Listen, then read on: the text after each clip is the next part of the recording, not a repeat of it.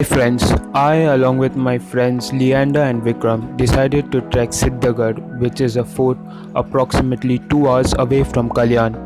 For that, we boarded a state transport bus at around 7:30 am from Kalyan, which took an hour to reach Murbad.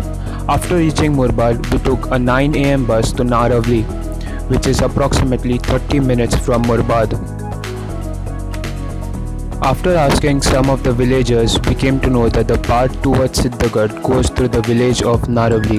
The villagers were quite helpful in letting us know the exact path. It is from very this point that the actual trek begins. Initially, the trek begins with a gradual walk through paddy fields and small riverbeds. You can see Siddhagarh towards the right and its adjacent mountains, with Gorakhgad far towards the left. 20 minutes into the trek, you will find a small riverbed which you will have to cross, after which you will see a bunch of 5 to 10 houses where you can ask for further instructions about the route.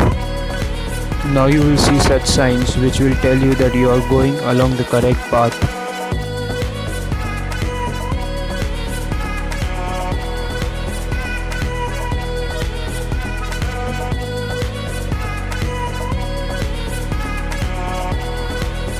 After a while, we decided to take a break before we continue the trek.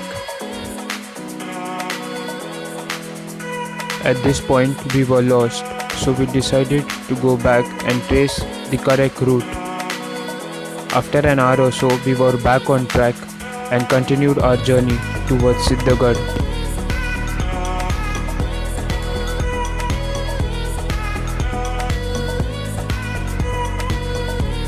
We had started our trek at around 9:30 and it took us around 3 hours to reach the main gate of the fort.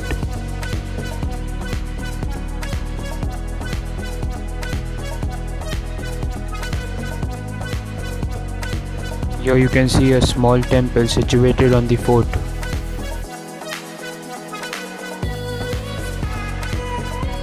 After a while we could see the first glimpse of Siddhavadi, which is situated on the base of the fort. The villagers told us that the trek to the topmost part of the fort begins from a small path from behind the school. We mistook the temple as a school and began the trek from the back of the temple to the topmost part of the fort. Soon we reached to a point where we could not see any way further, so we decided to call off the trek as we had already wasted a lot of time finding routes, and as it was already 3 pm, we decided to descend.